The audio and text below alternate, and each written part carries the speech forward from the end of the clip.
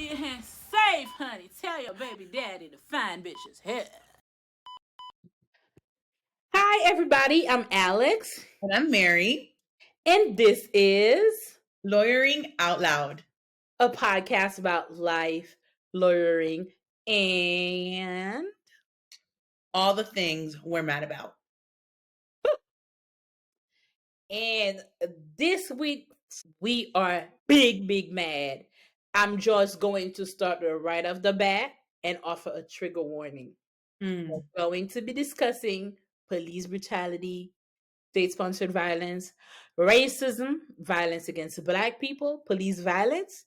So, if you are sensitive to any of these topics, we invite you to move this episode forward because for the next 10 to 15 minutes, we're going to be covering the story of Sonia Massey and her murderer, Sean Grayson. Mm. So, Mary, having Man. the people this very important warning, I want to start by saying this week has been very heavy. Mm-hmm. A lot of folks. And this episode, we're going to continue to talk about all the heavy things. And we understand if you choose not to partake, we know you love us and we love you. But we have to talk about it. And protect your peace, protect your mental health. If this is not a conversation you want to be a part of, you don't have to. We understand. Right. The Sonia Massey footage was the first one I have seen since George Floyd. I have made a conscious decision over the last 4 years or so that I will no longer watch videos of Black people getting killed by police. And I did that to honor the legacy of Black people who were murdered by police and by the states before there were body cam footage. Mm. Stories I and a whole lot of us Black folk always believed, always knew were legitimate, always knew were true. We never needed convincing. We always knew the state was just as antsy as we are now seeing it to be. But there is a large subset of the population that feel like they need to see us die to believe us about our suffering. I never needed proof. I know the stories. I know what happened to Emmett Till. I know what happened to a whole bunch of people after Emmett Till. Mm. So it was very hard for me to watch that video. So that's just my feelings to just start off with. I'm still processing a lot of it, but what's your feelings? Did you watch the video? I didn't. And, working in the line of work that I work in, a lot of my colleagues said the same thing. We don't need to watch it to believe what happened. As it is, we watch body worn camera every single day, day in and day out. I think one of the hardest things that one of the things that made this week so hard was the fact that obviously what happened with Sonia Massey, but then, still having to show up for my clients and watch the body worn camera from their arrest where they're getting beat up, where literally the police is forming charges against them that don't exist, where literally the police saw my client getting beat and still charged him with criminal charges. I think for me, and I can speak for some of the colleagues that I've spoken to, we didn't need to watch it, nor was there any desire to, because I don't know how I can process watching that. I've actively made a choice to not watch it. And I know what a privilege that is to not watch it. But like we talked about a few episodes back, I'm protecting my peace because it's a lot. It's a lot. So this week, we are obviously mad about Sonia Massey's murder. But I think some of the things that came out about the man that killed her made me beyond mad, like made me beyond enraged, made me beyond furious. I do not believe there exists a word in the English language for the compounded rage, anger, desire to that I'm feeling in this very moment this man was discharged from the military for misconduct, has two convictions for DUIs, worked in 6 police departments in 4 years, and still was given the opportunity to murder this woman. Clearly, he was looking for a chance to murder somebody. And Mm. y'all just handed that to him? I want everybody looked up. You hear me? This is the part where I'm going to take my abolitionist hat and toss that to the side. I want the sheriff locked up. I want HR locked up. I want everybody that was involved in the hiring of this mother under the jail. We will talk about abolition later. Today, I want everybody locked up. Girl, listen, we knew this was going to be a hard conversation to the point that we literally said, do we need wine? We knew it was going to be a hard conversation. And I know that as an attorney who deals and has to watch a lot of cop misconduct, I feel helpless at times. I can't imagine what the family, citizens at large even feel, because who holds them accountable? The fact that this guy got charged is crazy. And I'm going to be honest with you, I think it definitely came from the fact that there was even a report where I think it was the mayor or the sheriff said, get ready, there's going to be riots when this body worn camera gets released. So, girl, it's too much. It's too much. It's too much. Listen, as far as I know, no one gets a pass for how swiftly was arrested. These people did Right. all of this shit because they knew the cover up was being unraveled. Because when Sonia Massey's son said the hospital told him that she got shot, but didn't say who shot her, and then her dad is telling me that the police department told him that an intruder shot him. Them motherfuckers were trying to cover this shit up, okay? The problem is they realized the cover up was it was not going to work. This was not the family they were going to be able to feed BS to. So Mm. they're like, okay, we got to fess up and lock his ass up real quick and be like, oh, well, we stand against it. No, you don't. No, you don't.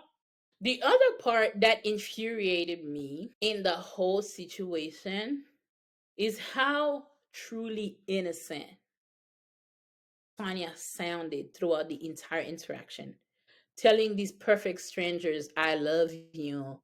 Why are you backing up from me? Clearly trying to be like, I'm not to be feared, and almost a childlike innocence. Mm. And it's like, there is nothing a black woman can do to convince a racist that she's not a threat. Mm. Because that woman was passive and kind and docile to the point of like almost age inappropriateness in my book. Like she sounded almost like a child. And it's like, y'all still killed that woman, man. Y'all still killed that woman. That woman who was telling y'all she love you. She was saying she rebuked you in the name of Jesus. Like this the woman y'all killed. Those of us black bitches who really can't stand y'all and really gonna go toe to toe, we don't stand a chance. Mm. We really don't stand a chance. So it's like, honestly, like I'm holding Sonia's family in prayer. I know for a fact that racist media and racist propaganda on the internet are going to try to find a way to demonize that woman and blame her for her own death For sure. in the face of literally no excuse. You mother tell us, do what they tell you to do. That woman was nowhere near that pot of water. He told her to go near it and she complied. Yeah, motherfuckers tell us we don't comply. That's how we get killed. That woman literally complied to her own death. He told her to put it down. She did. She put her hand up. Come on now. Look at this bullshit, man. For real. For real. It's always some excuse as to why we deserve to die, man. It's always some bullshit. That woman did everything and she's still dead. Her kids still don't got their mama. This man still lost his daughter. This woman lost her daughter. And y'all out here talking to us like we stupid, bro. I was looking up the article that we both read, and they talk about his criminal past, how it was 36 minutes of this going on before he fatally shot her, and that he even told her before doing so, I'll shoot you in the face. And you were just talking about the fact that there's going to be some people that are going to say, oh, well, she should have complied better, she should have been more whatever, X, Y, and Z. But to do what he did and then go a step further and not offer assistance, which literally is part of their job duty to allegedly protect and serve, I mean, it's not shocking to us that are in the field and know what they're capable of. I don't know about other states. I'm not licensed in every state. But I can tell you there is no level of legal work where you could maintain your licensure, your permission to work after 2 DUI convictions. You would not be barred with the Florida bar after 2 DUI convictions. You cannot work as a correctional officer after 2 DUI convictions. You cannot work at any level of the legal system except the fucking police department, apparently, with 2 DUI convictions. How are you supposed to enforce the law if you don't follow it? Again, why would he have to enforce it or follow it when it doesn't apply to him, obviously? Let me explain something to you. I'm going to say this about Sean Grayson's trial. Illinois citizens with decency, be on guard. We will not take any in this. Let me tell you something. If anybody on the state side or on the defense side do something to get a mistrial, yeah, you know what? Let me not work myself up about possibilities because this is not gonna happen. It's not gonna happen. I I'm need glad someone. that you believe in the state that much. I don't believe in it, but this is not faith. This is not me having faith in the system. This is me warning the system. Black people are tired. We are tired. Those of us who engage in the system for work and have to tell people to give y'all one more chance to get it right are tired of lying to our people about the legitimacy of this system. Mm. Okay? We are tired of lying to Black people about the system working for them. Please don't stress us out any further. Girl. Because at this point, we are all complicit. We are all complicit in it. This system is rotten to a core. The fact that this man purposefully did not have his camera on when he went to murder that woman, why was he not charged with some sort of tampering with something? Because clearly there was an attempt at concealment. Who wrote that police report? That police report was full of falsehoods. If I file the lies, it's a crime because I filed a false police report. If a police officer writes a lie, what is that called, Mary? Mm. Oh, wait, it's Police called work. work. It's Good called police work. work. It's called policing. It's called policing. Mind you, it's a sworn affidavit. So, It's called policing. right. Honestly, every day that passes that I'm in this country, I am convinced more and more that this country will never cease to amaze me. Mm. There is nothing that is too vile for this place. Can you tell us a little bit about the legalities of Sean Grayson's situation? Is there a possibility that he could get out while he awaits trial? What's going to happen next? He got 3 counts of first degree murder, 1 count of aggravated battery with a firearm, and official misconduct. I'm not sure why they charge him that. Maybe it's because of the false police report. Maybe it's because he misused his firearm to kill an innocent woman. I haven't read the information or the documents that were used to indict him, but what do you think is going to happen with him?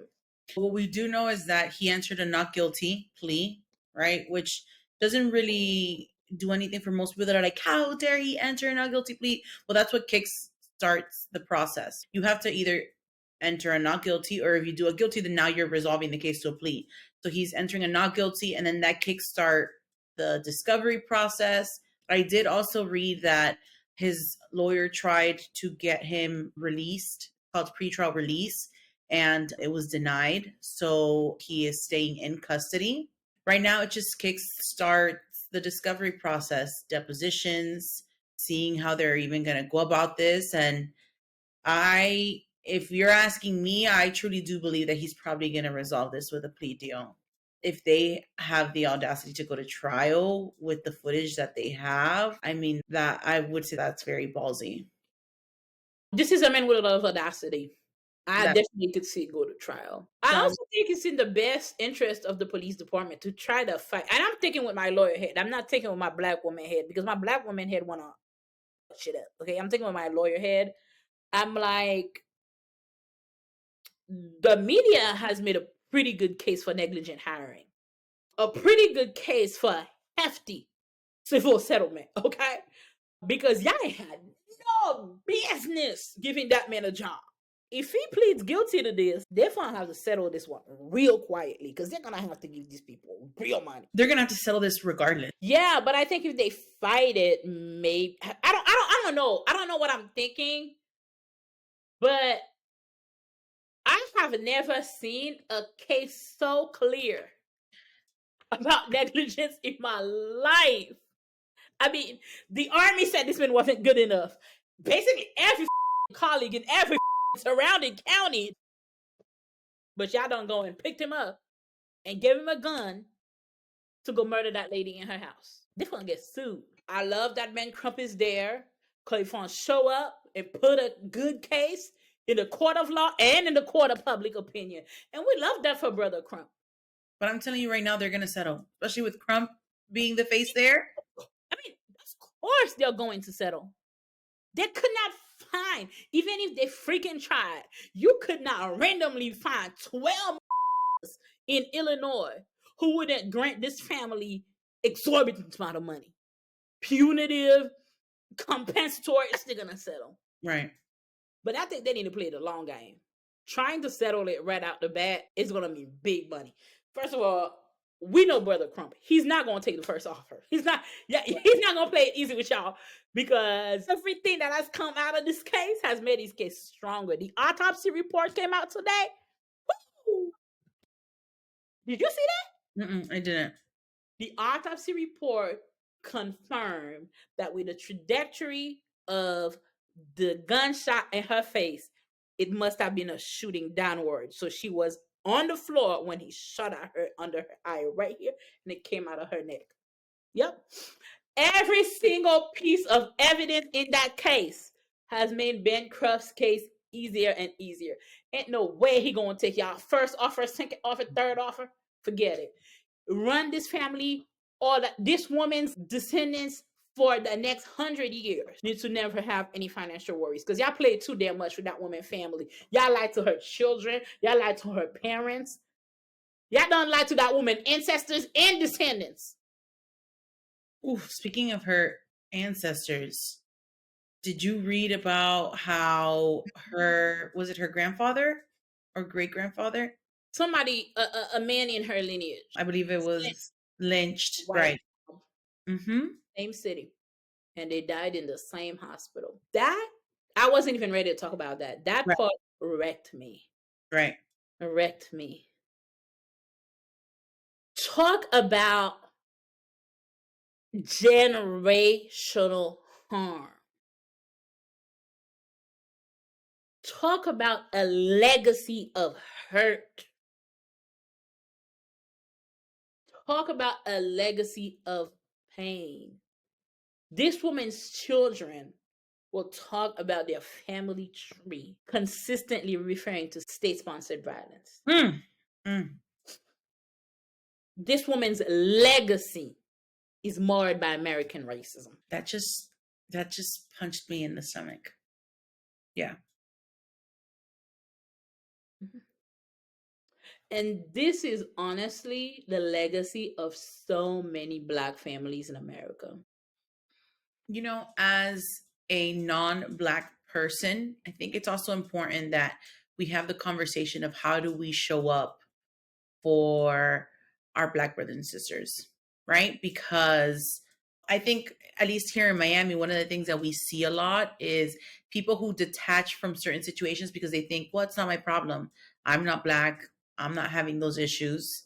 And how that mentality perpetrates this culture that white passing and even black cops engage in when they think they are above the law and when they think that they are above a select group of people that they can target and get away with it, because they're not doing this with rich white folks. They're doing it with the people that they know that they can get away with. The one thing that I can offer as a thought is allyship. How do we show up?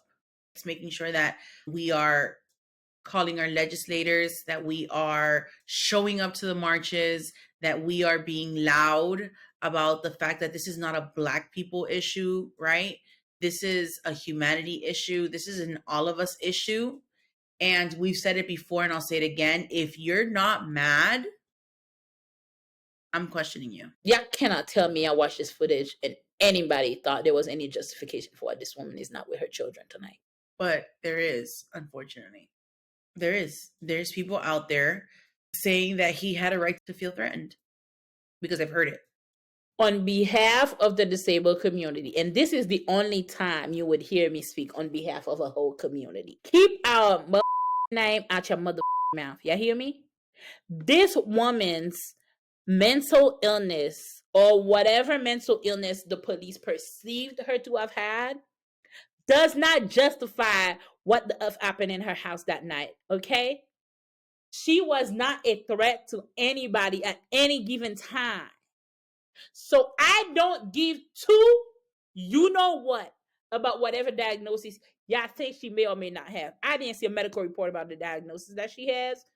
But if she had a mental illness, mentally ill people don't deserve to freaking die in their own home for no freaking reason. I think the real question there is also, I y'all think not y'all training your ableist. officers to literally deal with all populations, because what they're just dealing with certain people and not all. Listen, the number one clients that suffer the most, and I've told you this before, are my mental health clients. They're the ones that get abused in the street. They're the ones that get abused in the jail. They're the ones that are overwhelmingly attempting suicide. They're the ones that are being beat up by officers, corrections officers, or by other inmates. So, I am sick and tired of that ableist narrative mm, that, oh, the police didn't know what to do because she was meant to. Shut up. If you are a cop who encounters a mentally ill person and you don't know what to do, call the mental health crisis line. Call a psychiatrist. Pulling out your weapon is not the solution. Understand why, for the life of me, people always want to have these arguments about, oh, you should have retreated. If you see somebody that you think is mentally ill, why don't you retreat back to your car and call a psychiatrist? In all of my years in social services, I have not seen a social worker kill a mentally ill person because they thought they were out of control. okay, that part. So if you do not have the capacity or the temperament for the job, why apply for the job? Because I think if anybody who works with mentally ill people outside of the police or encountering people, we're like, oh yeah, I just got overwhelmed and just, did away. We will all be outraged. Why are Right. we not outraged by the police? We are so brainwashed through our entire youth, through our entire socialization process coming up, to believe that the police is justifying the things that they do. We don't even ask ourselves, why certain excuses we accept for the police are completely unacceptable for other people. Like if a social worker was like, "Oh yeah, so and so was just cutting up," so I was like, "Time's up," we would have been completely flabbergasted. I mean, we would have wanted this person on death row yesterday. Abuse of their power, all of the above. I saw this post the other day on social media that said, "So you're telling me it took me 3 years to learn the law, but you have some people with no high school diploma and a 6-month program enforcing it." You mentioned something, and this is the third time I'm going to bring it up because ever since you mentioned it, it's hit home for me. You said people who are assholes come into this line of work and they're already assholes. Good people don't come into this line of work and turn into assholes. They already are, right? And you said shame on the legal community for encouraging that. It's the same thing in the police. There's a certain type of personality that is welcomed. It's usually the people who are used to abusing power, who have no business being in these positions, who know how to manipulate I know people specifically that I'm like, ain't no way you passed your mental health evaluation. And if you did, you manipulated it. Let's not even go there. Pause for a minute. Do you want to know something else about power? You know what else is about power and control? Domestic violence. Ooh, you know what occupation produces the most abusers? I wonder why. I wonder why. Mm. Shall stop messing with us. It is not by coincidence that police officers are notoriously abusive to their spouse. Mm. Those are people that have an unhealthy relationship with power and control. And they know that they can get away with it. And you all create a hotbed for them and then give them weapons. Mm-hmm. Yes. You're absolutely correct. Absolutely correct. These abusers don't start abusing their spouses when they become police officers. Those are people with an innate problem with how they handle power and control, Mm-hmm. who are seduced by the ways in which their ego and their thirst for power is catered to in the police department. Mm. Mm-hmm. Yeah. Abusers become cops. Cops do not become abusers. Gag is cops do not become abusers. Abusers become cops. Try that for recruitment tactic. Ask them. Ask them to bring their spouses in, their girlfriends in the psych evaluation. Mm.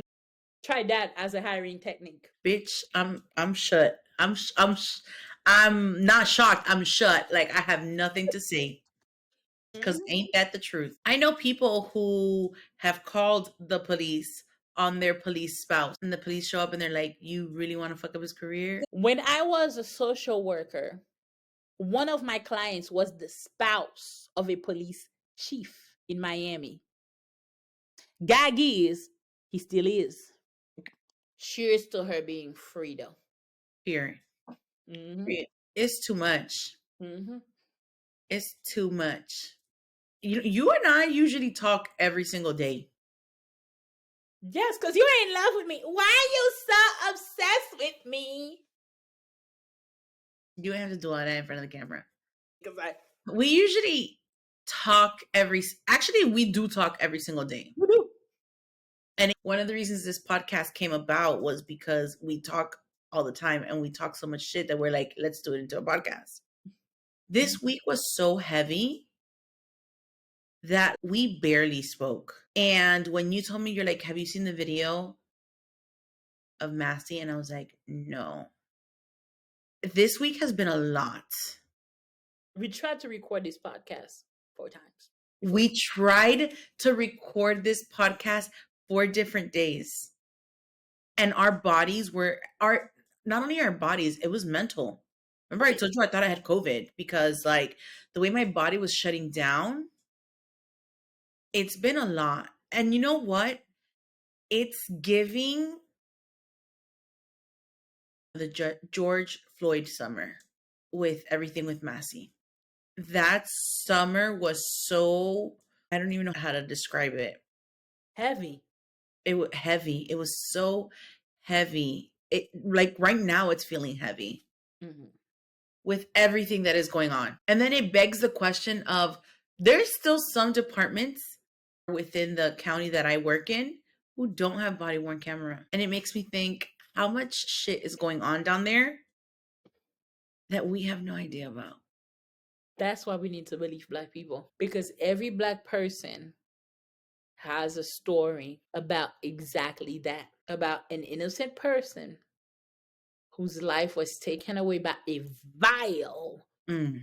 human in uniform Who knew that they could get away with it? who knew that there were no eyes, who knew that the court of public opinion would never have to render a verdict. Period. I mean, Sean Grayson was banking on that, but he didn't know was somebody else had their camera on. Mm. I mean, if he realized that this other guy's camera was on, he probably would have choked him out. Shot him too. Right. He clearly is a demon. Shot the camera But so he that said, I rebuke you in the name of Jesus, and he became enraged. I ain't never seen nothing like this. I ain't even Christian. I was like, she unlocked something demonic inside of him when she said the name of Jesus. Mm. We need a preacher in this podcast. We need a preacher in here. Somebody to tell me what triggered this demon when that woman said in the name of Jesus. This is above my knowledge. It's above my pay grade. It's above so many things. But I need a preacher to tell me what them words did to that man to The come other tell me. day, you posted something on your Instagram that was very interesting.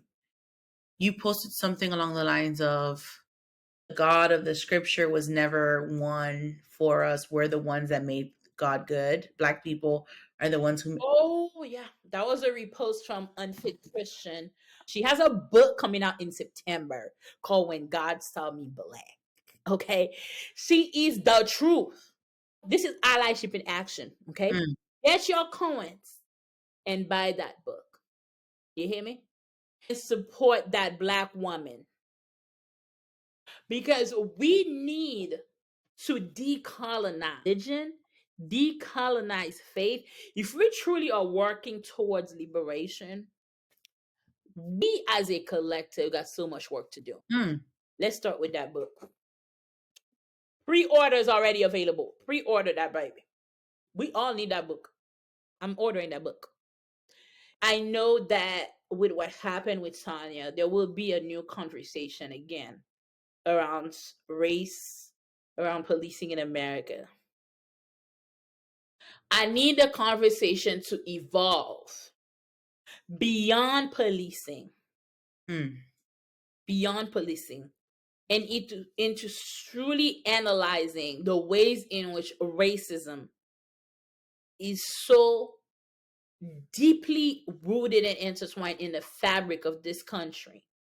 The foundation of this country is rooted in anti-blackness. It is rooted in the dehumanization of the black body. Mm. There is some work to do to abolish the police, but to also abolish all of the systems that feed off of anti-blackness and its progenies. But let's talk about it because I was talking to someone who worked in an organization that's known for working towards abolishing the police and how she was told that she would never be a respected lawyer if she worked within a system of abolishing the police because of just how powerful they are. So, That is correct. right. So it begs Because the question of how so many people don't realize that when we say abolish the police, it's because you can't reform something that from its roots was born and bred and continues to breed today evil and racism. can we also talk about the fact that the institution of lawyering is contingent upon a failed state? Mm. You do not need lawyers if the police acts right. You do not need lawyers if the police does not incarcerate, deport, abuse. You do not need lawyers if the state does not seek to jail and take from the poor.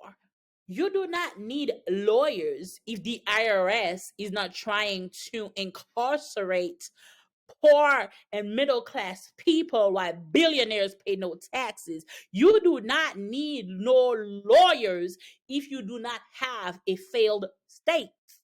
So, of course, if you are an attorney who believes in abolition, you will not be respected in this profession because, at its core, you are promoting the destruction of the profession because this profession is rooted in the need for the state to fail the people in society that we deemed unnecessary, the people we seek to demolish, destroy, to kill. Lawyering exists to rescue from the brink of societal death the people that society throw away. Because a lot of y'all's was voices are being paid by the blood, sweat, and tears of my dead ancestors. That part. We should also talk about lawyers in the news. We had some pretty big lawyers doing some pretty big news. We had Joseph Robinette Biden Esquire. So he's Haitian now? Well, well, we ain't Just claiming it? him. Oh, I know somebody claiming him, but we ain't. But Joseph Robinette Biden Esquire announced that he will not accept the nomination from the Democratic Party.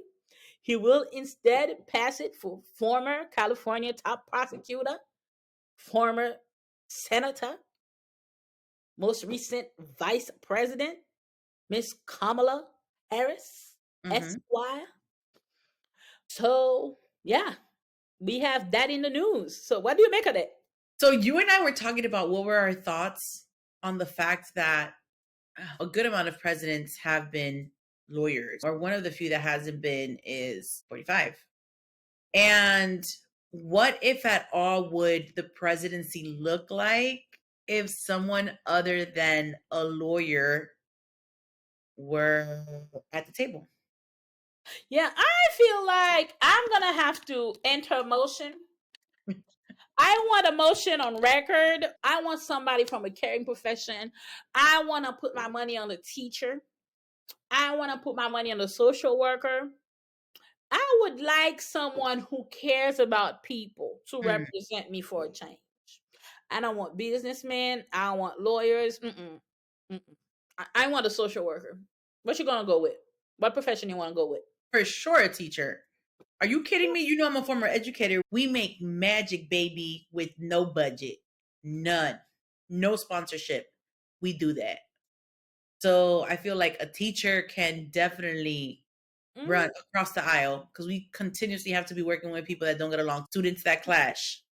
In honor of our former professions, I feel like I need to go with social work because cheers to the social workers with master's degrees making 50K trying to make it happen for our people. Damn, that shit hit me in the throat. And yes, I have a bigger glass of wine because I need more wine. Yes, yes, I do. Mhm. So you just After, wasn't gonna say nothing. You was just gonna approve after, of a new glass. ma'am, after we talked about Sonia Massey, I needed more. I needed more wine. Okay. I can't But help it. now we're talking about the office of a presidency. So this is what I would say about this, right? Lawyers in the news today, they are not lawyers who are doing bad things or good things in the context of quote unquote what happened with Joe Biden not accepting the nomination. It is no secret to anybody. I am not a fan of Joe Biden or Miss Harris. However, I'll say this. There is newfound attention to the Democratic Party. There's renewed excitement. There is an opportunity to turn voters to the polls who have never voted before. Use it wisely.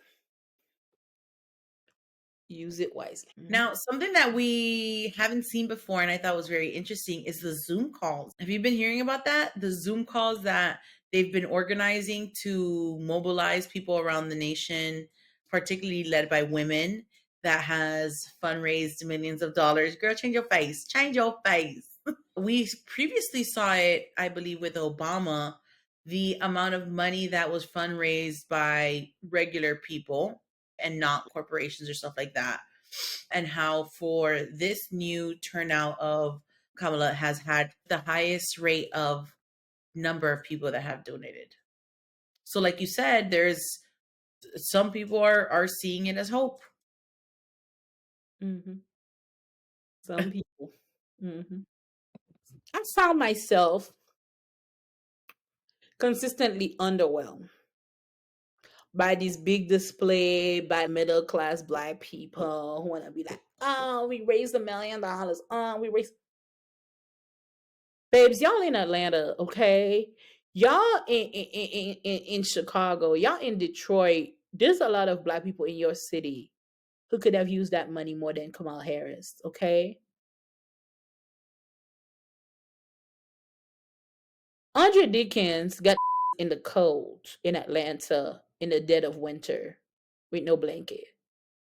We don't need $1.5 million to buy some blankets for these folk. But y'all out here in the comfort of your heat in your home doing nothing about it. But you want me to clap for you because you raised some money from Kamala Harris when we know all the PACs already got her deep in their pockets? Miss me. So I know we might not answer this in this episode, but I feel like where does that leave us? Where does it leave people who weren't enthusiastic with Biden as it was, aren't enthusiastic with Kamala Harris, and are definitely not enthusiastic with Trump? Like, where does that leave us? Because, obviously the thing that we keep hearing often is, well, if you don't vote, you are voting, Mhm. right? You're letting the other party win. And like, where does that leave the people who don't feel like maybe they want to vote for Harris? I think come November, people are going to have to make hard choices. Mm, Okay. And as I'm speaking to you right now, I think one of the most important thing we can offer as people who are well versed in politics, both of us, I have experience working on political campaigns and stuff like that, and you are very well versed as well, is we need to combine this political knowledge with some morality, okay? People are not liking Kamala Harris and Joe Biden over futilities. Okay. I'm not talking about the Joe Biden is too old crowd. I don't have time for no BS like this. People have fundamental moral reasons why they don't like these two people, just as much as people have fundamental moral reasons why they don't like Donald Trump. right. When people go to the polls in November, they would have to make a hard decision wherever their morals land them. I hope we can extend them grace Mm, and we move away from this rhetoric of you didn't vote for this, so it was a vote for X. You didn't allow people a chance to do what their heart tells them to do. Because independent of who becomes president, folks have to live with themselves first. mm, And in this election, people are going to make hard choices. And I want people to honor the difficulty in that choice and respect whatever choice folks make. We have serious world events that have left people tormented over the decisions of the Biden administration. Allow people to make the choice that feel right for them mm. without judgment. Mm. That's what I would say about this. I'm not going to push, promote, ask, whatever, one way or another. Allow people an opportunity to do what feels right for them. In this moment, this election year, it's than ever. Mm. Wow. How do you feel? I'm torn.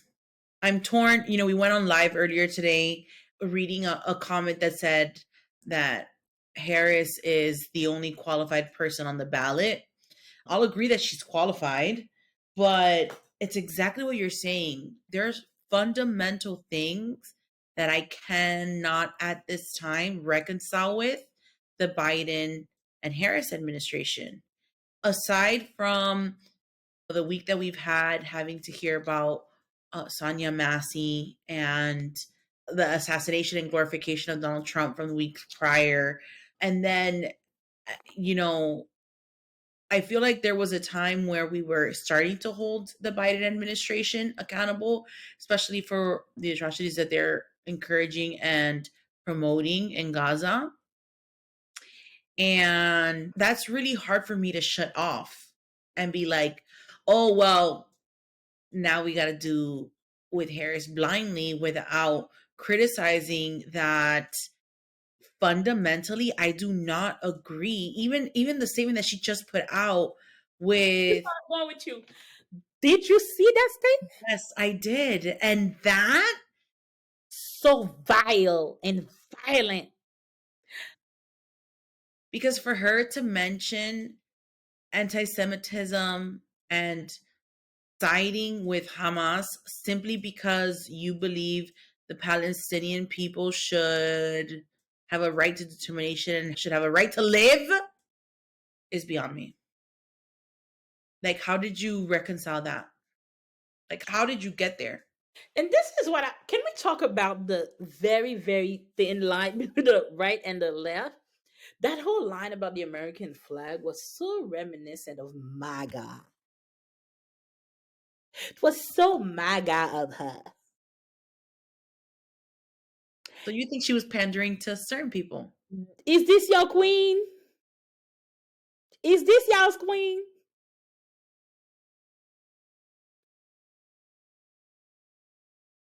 I ain't like it. Ma'am, we are going to take whatever this election is going to give us. We are a resilient bunch. This country has never been kind to black and brown people. We will make it through regardless of who wins. But I think we should also talk about the fact that one of these candidates on this ballot in November has a strong affinity to the police.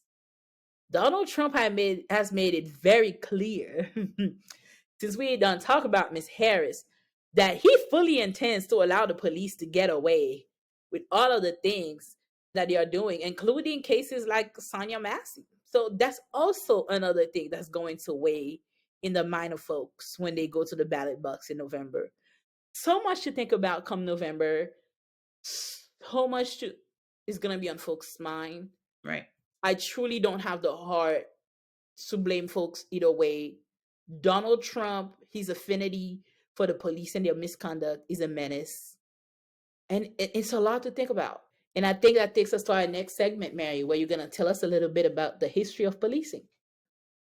You know, it always shocks me when people learn or don't know the creation of the sheriff's department or of policing and why so many people are advocating for abolition of it because it was literally created to catch runaway slaves. That was literally why the police or the sheriff's office was created. Correct. The police department's sole job was to chase and hunt black people. Hmm. Not any black people, black people who desired freedom. Sit with that. The job of the police department was to chase, abuse, punish, capture black people who desired freedom. Mm, And once freedom came, their job turned into capturing and having them do forced labor, not under slavery, with but them. within the prison It's an complex. industrial complex. Correct. Correct. Right. The job of the police will always be to sustain American greed through racist practices. Mm. It will always be to capture and enslave and encage black bodies for the benefit of American greed. Mhm. Can we also talk about the fact, for example, when I go to the jails, or when I go, or when they bring my clients from jail to the courthouse, or when you go to a courthouse, you see a lot of black and brown people in these systems, Correct. literally carrying out the system that is created to hurt, kill, and destroy us. Yeah. And how this system has allowed them to falsely believe that they're somehow different and better than, to the point where they should partake in the very jobs that are capturing, killing, and destroying our people. But I mean, this is the project. The making of the American middle class is an anti black project. The American middle class is created so that we can have the notion of the exceptional Negro. Like the American middle class was created so Mm. that you think the person that you're incarcerated is lesser than you, and therefore you are exceptional. You are special because you have now landed your talents to the white supremacist machine because you have proven yourself to be better than. And I Mm. think the biggest harm in not seeking liberation is that the idea of being superior than always appeal. The opportunity of at oppression is something that is irresistible to us as people because of how we are socialized to see power, understand power in society. The opportunity for oppression is not something we turn down naturally, not because the opportunity to oppress is natural to us, but we are socialized to believe oppression is desirable. So when we are the black person who, and if you are a black person or any person who cannot think of one time in your life where you did something that was illegal, go to the Catholic Church, get them to canonize you, okay? I'm talking about the real people here. I'm talking about real everyday people who might have, smoke a little weed when marijuana was illegal, might have had too many drinks at the bar, but they didn't catch a DUI, might have stolen something. I'm talking about real people who are ready to be honest. If you are a saint, go to Vatican or some shit. I'm talking about real people here, okay? Those of us who can be honest about the fact that the line between us being on this side with the good people and on that side the bad people is nothing but sheer luck, right? This is what people I'm talking about. If we understand that the system is designed so that our pedestal that we put ourselves on Mm. is so fragile because the line between the good guy and the bad guy is just this, and many times it looks like this side of my hand, okay? Then you would understand that there is no pride to be taken in being on the right side of the law. Mm. There is no gift in being given an opportunity to oppress your black siblings, to oppress your brown siblings. But not all of us do this work to unlearn that we are not special, Mm. that this system is offering us an opportunity at oppressing our siblings because literally white supremacy no longer needs to do the work in the daily because they pass it on to us to do the rest. Mm-hmm. Literally, the way I think about the way white supremacy permeates the mind of black and brown people, I think about major corporations. Think about Amazon. Think about the Walton family with Walmart. These people are not on the floor. They sit here collecting billions daily while they are letting you, they are making billions and they are giving you what? And you're like running their ship tight and mistreating their employees and not letting them sit or not taking them a break because you think, oh, I'm a manager here. You are nothing, babe. You are just a prey on the food chain. Mm, You are just one step above the person you are trying to destroy. You're nothing. White supremacy offers these folks, these correction officers, these police officers who are not white, an opportunity at oppression. Hell yeah, they take it. There is so many things that happened this week girl. that profoundly reminds black people that we are unsafe in this country. Black people, protect yourself, protect your peace. Hug your children, hug your parents. Protect yourself, protect your peace. As heavy as it was, we hope this was a dynamic conversation. Y'all, thank you so much for joining us. We know it was necessary. So we're going to say thank you for joining us. Follow us on social media. We are L Out Loud Podcast on all platforms: TikTok, Instagram, Facebook, YouTube. And if you want to tell us your opinion about our podcast, or if you have a topic that you want us to cover, please send us an email at loutloudpodcast@gmail.com. Again, it was a pleasure to be here with you all. Protect yourself, protect your mental health. Until next time, bye. Bye.